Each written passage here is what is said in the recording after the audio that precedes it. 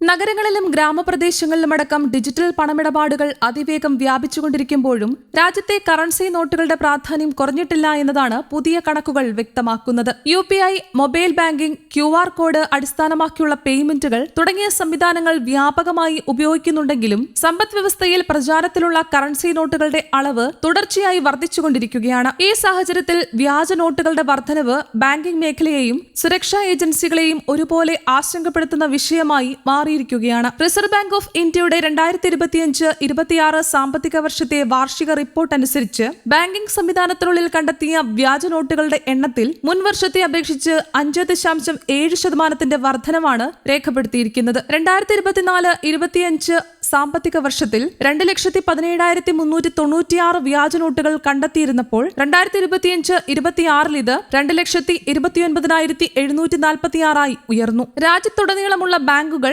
Currency chest ശാഖകൾ, ധനകാര്യ സ്ഥാപനങ്ങൾ എന്നിവിടങ്ങളിൽ നിന്നാണ് ഈ വ്യാജ നോട്ടുകൾ കണ്ടെത്തിയത്. കണ്ടെത്തിയ വ്യാജ നോട്ടുകളിൽ ഏറ്റവും വലിയ പങ്ക് 500 രൂപയുടെ നോട്ടുകൾക്കാണ്. മുൻവർഷത്തെ അപേക്ഷിച്ച് 20.5% 500 രൂപയുടെ വ്യാജ നോട്ടുകളാണ് ഈ വർഷം കണ്ടെത്തിയത്. രാജ്യത്തെ ദൈനംദിന ഇടപാടുകളിൽ ഏറ്റവും വ്യാപകമായി ഉപയോഗിക്കപ്പെടുന്ന ഉയർന്ന മൂല്യമുള്ള നോട്ടായതിനാൽ വ്യാജ നോട്ട് നിർമ്മാതാക്കൾ പ്രധാനമായും 500 രൂപ നോട്ടുകളെയാണ് ലക്ഷ്യമിടുന്നതെന്ന് കണക്കുകൾ സൂചിപ്പിക്കുന്നു. വ്യാപാര സ്ഥാപനങ്ങൾ, ചെറുകിട വിപണികൾ, പണമിടപാടുകൾ കൂടുതലുള്ള മേഖലകൾ എന്നിവിടങ്ങളിൽ ഇത്തരം നോട്ടുകൾ എളുപ്പത്തിൽ പ്രചരിപ്പിക്കാൻ കഴിയുന്നതും ഇതിന് കാരണമായി വിലയിരുത്തപ്പെടുന്നു. അതേസമയം 200 രൂപ, 100 രൂപ, 50 രൂപ എന്നീ നോട്ടുകളുടെ വ്യാജ പതിപ്പുകളുടെ എണ്ണത്തിൽ കുറവാണ് രേഖപ്പെടുത്തിയിരിക്കുന്നത്. ഈ വിഭാഗങ്ങളിലെ നോട്ടുകൾ വ്യാപകമായി ഉപയോഗിക്കപ്പെടുന്നുണ്ടെങ്കിലും അവയുടെ മൂല്യം താരതമ്യേന കുറവായതിനാൽ വ്യാജ നിർമ്മാതാക്കളുടെ പ്രധാന ശ്രദ്ധ ഉയർന്ന മൂല്യമുള്ള നോട്ടുകളിലേക്കാണ് കേന്ദ്രീകരിച്ചിരിക്കുന്നതെന്ന് സാമ്പത്തിക വിദഗ്ധർ ചൂണ്ടിക്കാട്ടുന്നു. RBI പിൻവലിച്ച 2000 രൂപ നോട്ടുകളുടെ വ്യാജ പതിപ്പുകളുടെ എണ്ണത്തിലും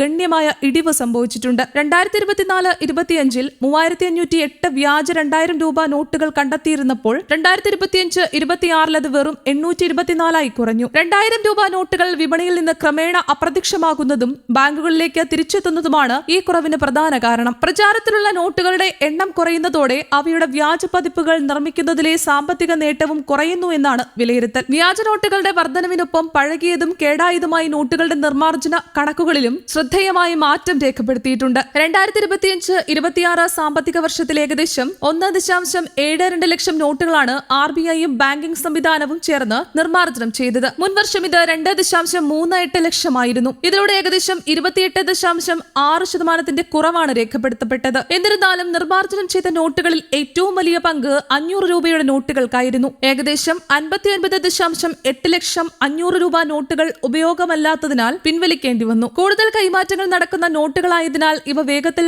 പഴകുകയും കേടാവുകയും ചെയ്യുന്നതാണ് ഇതിന് പ്രധാന കാരണം. ഇതിനിടെയാണ് ലോകത്തിലെ വിവിധ രാജ്യങ്ങൾ സ്വീകരിച്ചിരിക്കുന്ന പോളിമർ നോട്ടുകളുടെ സാധ്യത വീണ്ടും ചർച്ചകളിൽ ഇടം പിടിക്കുന്നത്. കാനഡ, ബ്രിട്ടൻ, ഓസ്ട്രേലിയ, ന്യൂസിലൻഡ് തുടങ്ങിയ രാജ്യങ്ങൾ പരമ്പരാഗത പേപ്പർ നോട്ടുകൾക്ക് പകരം പോളിമർ അധിഷ്ഠിത നോട്ടുകളാണ് ഉപയോഗിക്കുന്നത്. പ്രത്യേകതരം പ്ലാസ്റ്റിക് വസ്തുക്കൾ ഉപയോഗിച്ച് നിർമ്മിക്കുന്ന ഈ നോട്ടുകൾ സാധാരണ പേപ്പർ നോട്ടുകളേക്കാൾ ഏറെ ദൈർഘ്യമേറിയ ആയുസ്സുള്ളവയാണ്. വെള്ളം, ഈർപ്പം, അഴുക്ക്, എണ്ണ, കീറൽ തുടങ്ങിയവയെ പ്രതിരോധിക്കാൻ ഇവയ്ക്ക് കൂടുതൽ കഴിവുണ്ട്. കൂടാതെ സുതാര്യ ജാലകങ്ങൾ, പ്രത്യേക സുരക്ഷാ ഘടനകൾ, ഉയർന്ന നിലവാരത്തിലുള്ള അച്ചടി സാങ്കേതിക വിദ്യകൾ എന്നിവ ഉൾപ്പെടുത്താൻ കഴിയുന്നതിനാൽ വ്യാജ നിർമ്മാണം കൂടുതൽ പ്രയാസകരമാകുന്നു. ഇന്ത്യയിൽ പോളിമർ നോട്ടുകൾ അവതരിപ്പിക്കാനുള്ള ആശയം പുതുമയുള്ളതല്ല. 2007 RBI ആദ്യമായി ഈ നിർദ്ദേശം മുന്നോട്ട് വെച്ചത്. രാജ്യത്തെ 5 നഗരങ്ങളിൽ പരീക്ഷണാടിസ്ഥാനത്തിൽ പോളിമർ നോട്ടുകൾ പുറത്തിറക്കാനുള്ള പദ്ധതിയും പരിഗണിച്ചിരുന്നു. എന്നാൽ ഉയർന്ന പ്രാരംഭ ചെലവ്, സാങ്കേതിക വെല്ലുവിളികൾ, നിലവിലുള്ള കറൻസി കൈകാര്യം ചെയ്യുന്ന സംവിധാനങ്ങളിലെ മാറ്റങ്ങൾ എന്നിവ കാരണം പദ്ധതി പിന്നീട് മുന്നോട്ട് പോയില്ല. പോളിമർ നോട്ടുകളിലേക്ക് പൂർണ്ണമായി മാറുക എന്നത് വലിയ സാമ്പത്തിക നിക്ഷേപം ആവശ്യപ്പെടുന്ന നടപടിയാണ്.